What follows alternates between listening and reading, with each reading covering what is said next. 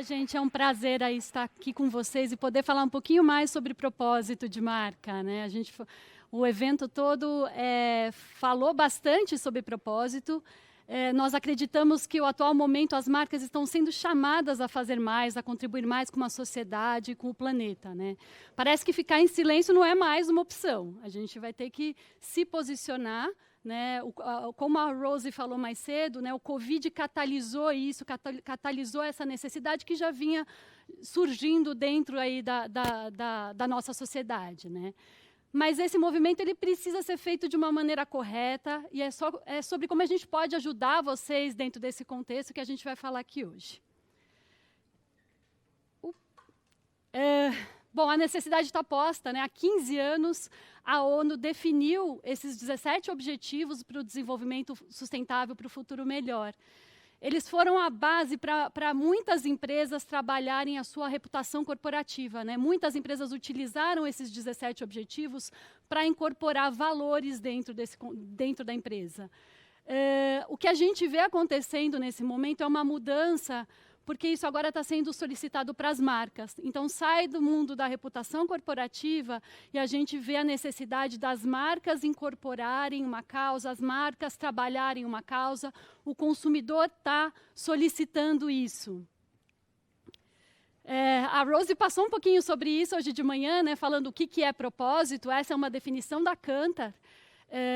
O que é importante a gente falar é que propósito ele não é um objetivo de negócios, propósito não é um posicionamento e propósito não é uma campanha, né? Propósito é o impacto positivo que as marcas podem deixar na vida das pessoas e na sociedade. Para algumas marcas, é até um motivo para elas existirem. A marca nasceu com um propósito, nasceu com uma questão mais questionadora do status quo, nasceu para resolver um problema da nossa sociedade, né? Então, acho que é importante a gente ter isso em mente, né? O que é o propósito. E como também a gente colocou mais cedo, tem algumas razões claras para a gente ter propósito, né? A primeira delas é que o consumidor está pedindo isso.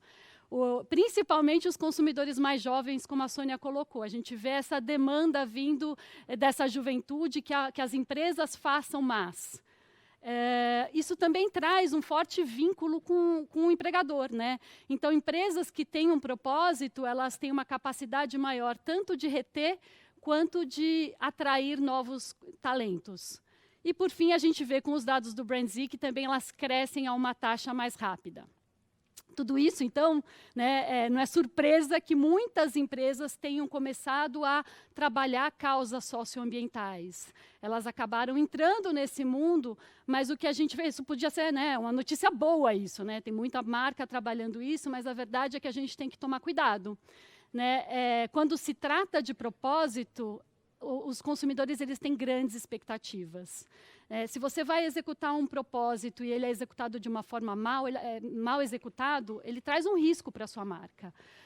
E a gente viu algumas empresas caindo em algumas armadilhas, né? Seja porque fizeram um retrato insensível aí de um problema social, seja porque trabalharam de uma forma simplista uma questão aí de gênero, seja porque, de alguma forma, colocaram o seu produto como um solucionador de problemas seculares, né? O que a gente percebe é que o propósito ele precisa ser abordado da maneira correta, ele precisa estar alinhado com as percepções e com o posicionamento que as marcas têm na cabeça do consumidor. Então, um pouco, né, como é que a gente constrói propósito? Como é que a gente atua dentro desse contexto? Aqui a gente vai falar um pouquinho que, assim, quando tem marca, a marca é nova, né, ela é uma página em branco. A gente pode construir, criando aí com uma base numa necessidade da sociedade e fazer esse propósito florescer. Mas o que a gente vê acontecendo é que muitas marcas elas já existem. Então, como é que a gente incorpora essas novas causas dentro dessas marcas já existentes, né? O nosso pensamento e o nosso entendimento é que o propósito ele tem que fluir naturalmente do posicionamento de uma marca. Esse é o único caminho que a gente enxerga para construir propósito. Aqui a gente traz alguns exemplos de marcas que têm um propósito forte, né, conseguiram trabalhar com sucesso essa questão do propósito, e elas têm alguns princípios que são comuns. Primeiro, que elas estão baseadas em necessidades emocionais da categoria. Elas têm clareza do que os consumidores buscam na categoria na qual elas atuam. Segundo, elas apoiam o propósito com ações tangíveis. Elas fazem coisas, elas atuam de forma a ajudar a sociedade. E um terceiro ponto, elas comunicam de uma forma autêntica. Então, vamos ver isso com mais detalhes. Na verdade, quando a gente fala de propósito, o nosso entendimento para ajudar as marcas, a gente tem que dar um passo para trás para conseguir seguir em frente e definir um propósito. Então, antes de falar de propósito, a gente precisa entender as necessidades da categoria. E, para isso, a gente tem o Needscope, que é uma ferramenta que visa entender as necessidades da categoria, principalmente as necessidades emocionais, porque a necessidade emocional ela é a base para um posicionamento, para uma marca forte. Então, aqui esse aqui é o desenho, né, do Needscope, para quem já está, os nossos clientes que já utilizam essa ferramenta já conhecem bem, né? Então, a gente vai trabalhar com base no modelo psicológico e a gente identifica as necessidades que a categoria visa aí atender. Né? Então, aqui a gente trouxe um exemplo, que é o exemplo da parte de alimentos lácteos. Né? Então, para cima, quando a gente fala de Needscope, a gente fala de necessidades que são bastante energéticas. Então, quando a gente está falando dentro de uma questão aí de alimentos lácteos, a gente está falando sobre prazer, a gente está falando sobre ter energia. E quando a gente fala aqui da parte para baixo, são os territórios que emocionalmente a categoria tem que entregar, ou que pode entregar, energias mais baixas, de confortar, de acalmar, de trazer um foco. Né? Então, o Needscope ele traz essa lente para a gente conseguir entender os diferentes territórios que uma marca pode atuar. E a gente precisa ter clareza disso, a marca precisa ter clareza e precisa definir um território e atender tanto às necessidades emocionais, funcionais e sociais da categoria, porque nenhum propósito ele vai ser forte o suficiente para acabar aí suprindo necessidades mal atendidas da categoria. Então, a base, primeiro a gente entende esse lado todo de necessidades emocionais, funcionais e sociais da categoria, para depois a gente dar um próximo passo do ponto de vista de propósito. Aqui é só um pouco da expressão, né? Quando a gente fala de ter um território e trabalhar um território emocional, todas as atividades de marca, elas vão, de alguma forma, atuar para refletir esse posicionamento que foi definido. Então, se a gente está aqui atuando nesse território vermelho, que é um território de muita energia, toda a simbologia do logo, mas não só o logo, né? A simbologia, a fonte, o desenho de um logotipo, ele visa reforçar aí esse território. Mas não é só o logo, né? Uma embalagem também vai ter toda uma simbologia que ajuda a posicionar a marca no território desejado. Então, aqui a mensagem é, a gente precisa ter um território e depois a gente executar aí com consistência dentro desse território emocional definido pela marca. Depois disso vem o propósito. Aí a gente vai entender como é que a gente vai atuar a propósito dentro desses territórios emocionais.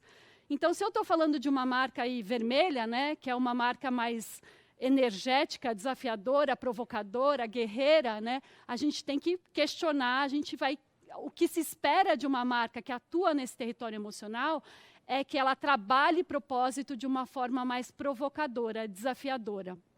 Por outro lado, se a gente vai aqui para o território laranja, né, a gente está falando de um território que é muito mais da socialização, é de unir. Então, o que se espera de uma marca é que ela busque unir consumidores em torno de uma causa comum e valiosa. Então, o caminho que tem que seguir é o caminho, você primeiro definir o território que a sua marca vai atuar e depois você vai ver como é que você vai apoiar essa causa, né, como é que você vai traduzir o apoio dessa causa que fique alinhado com o posicionamento da sua marca.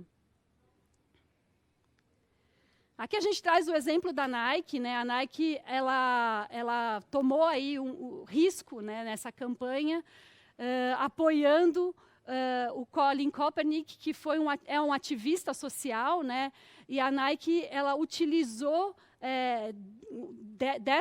desse esportista que foi bastante polêmico, ele foi banido da NFL. mas a Nike não teve medo de utilizá-lo na sua campanha de 30 anos do Just Do It. Então, ela acabou...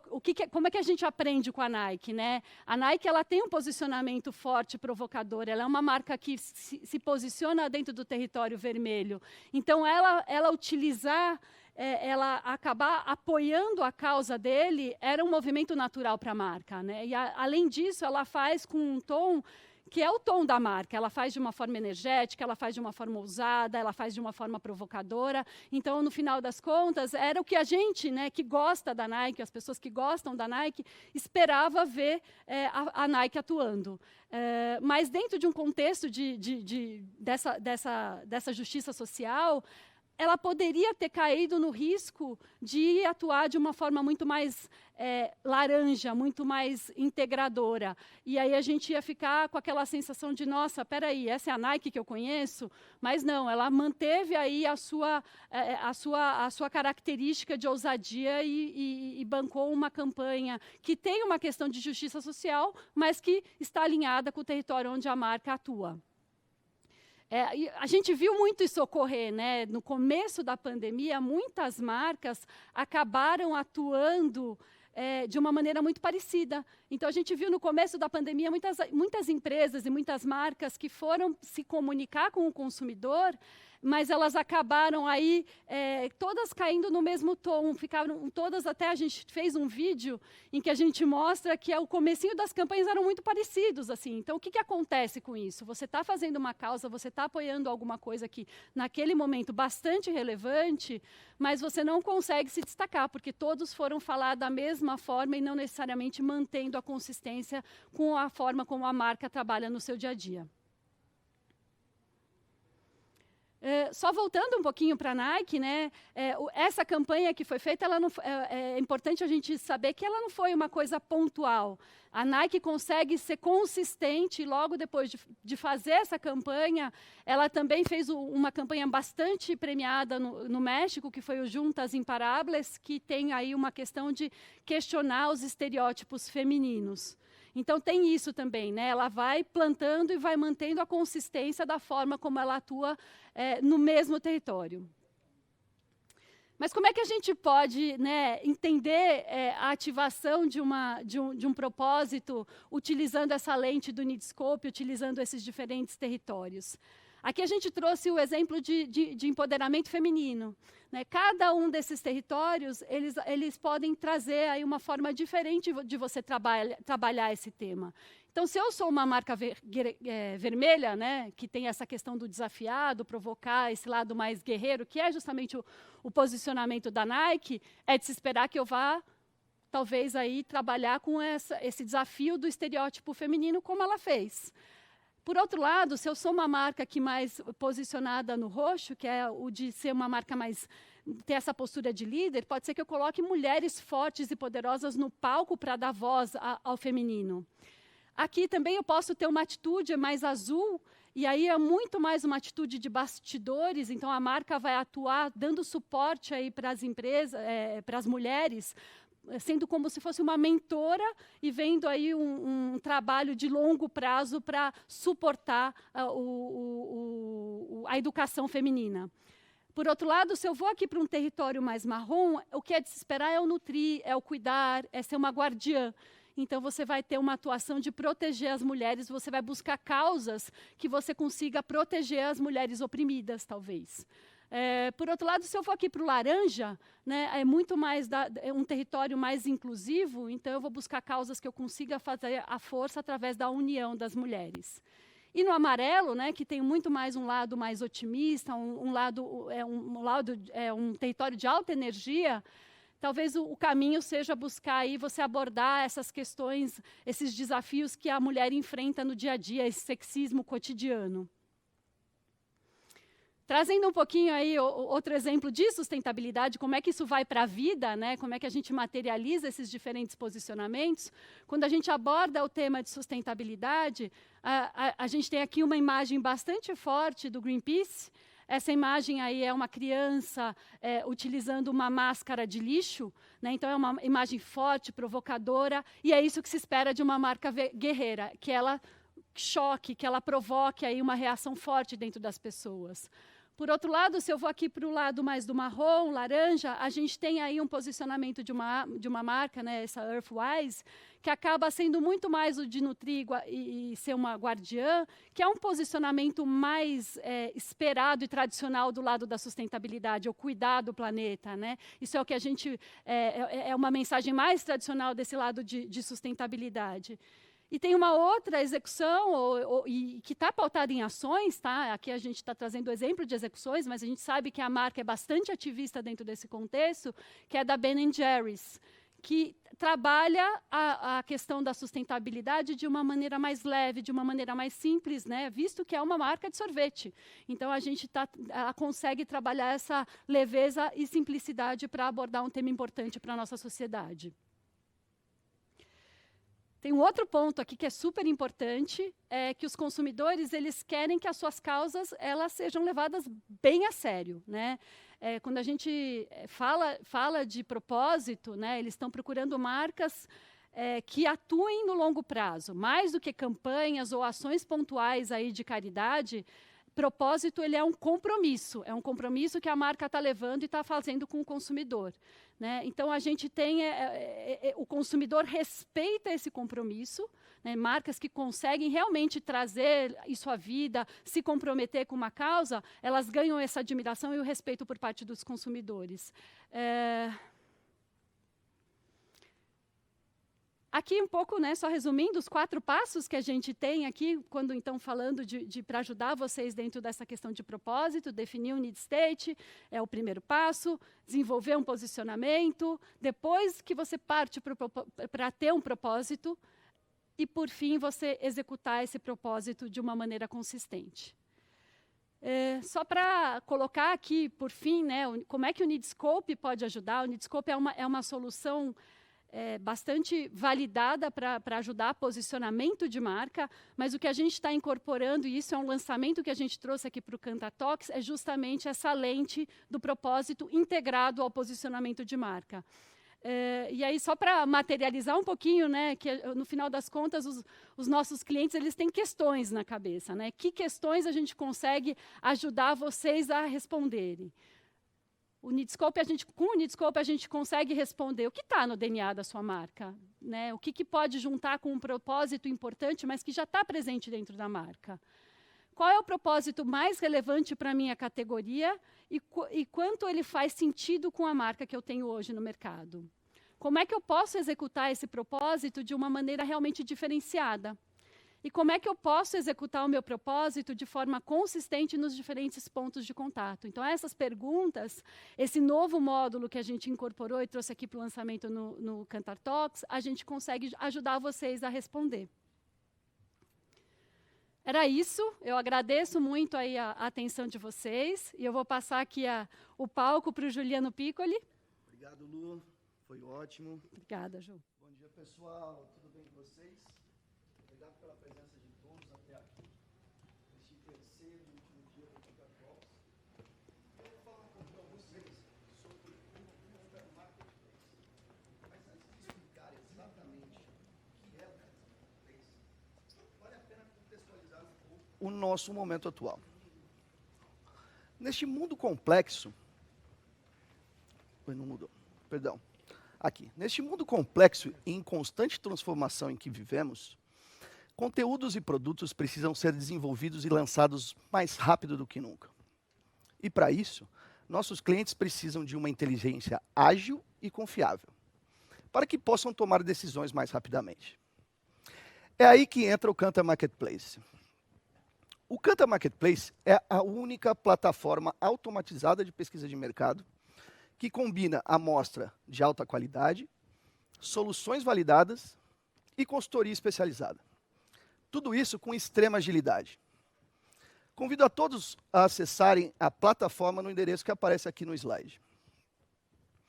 E agora, eu vou explicar um pouco sobre as soluções que estão disponíveis no Kantar Marketplace. Começando com as soluções de innovation, primeiro eu gostaria que vocês assistissem a um vídeo. Pode rodar o vídeo, por favor.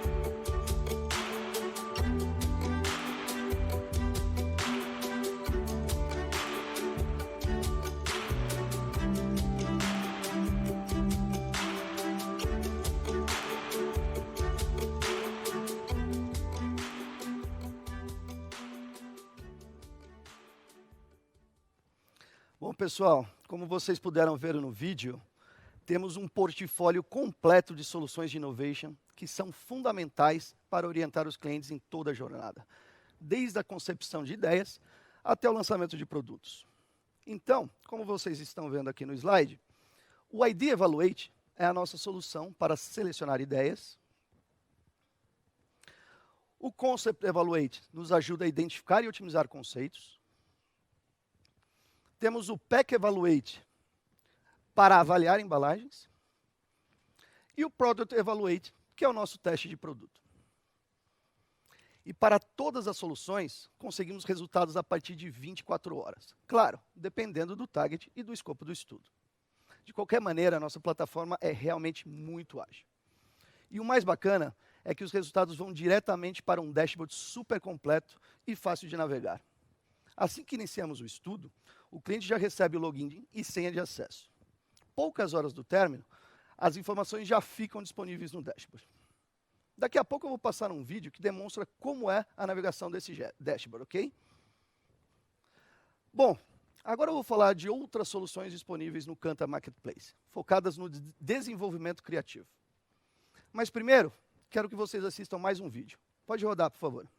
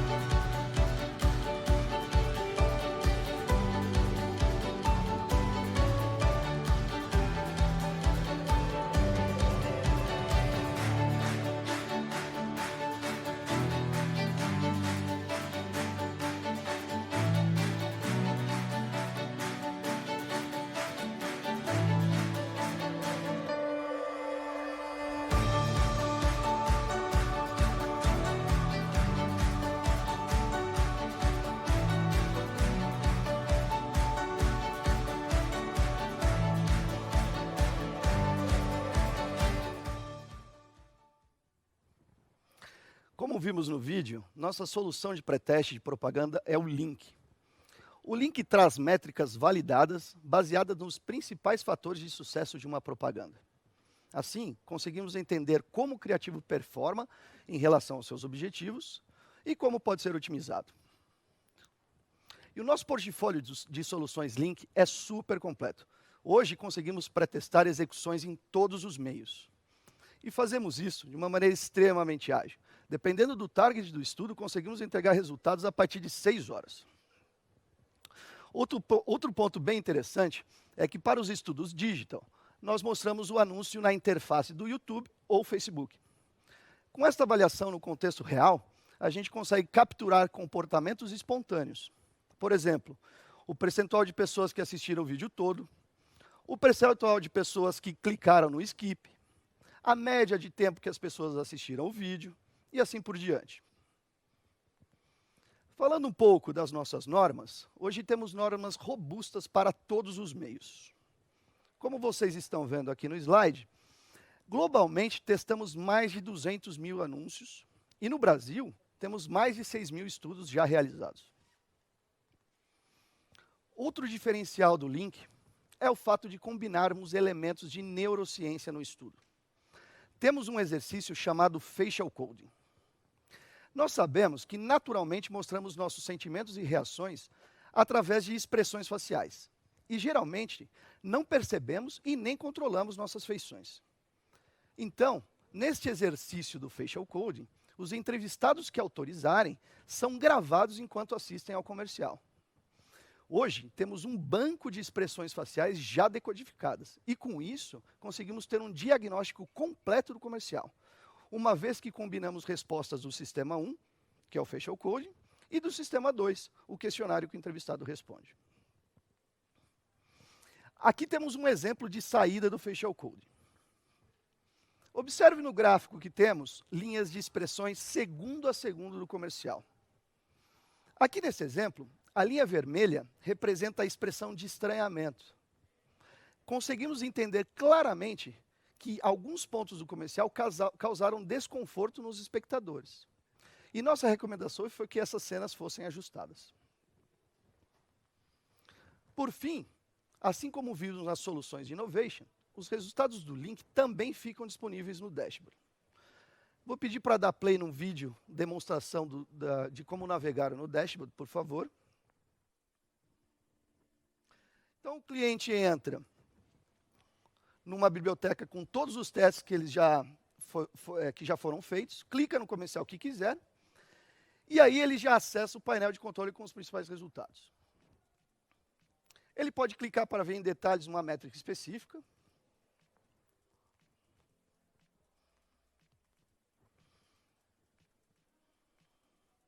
Ele consegue exportar as informações para o Excel. Travou?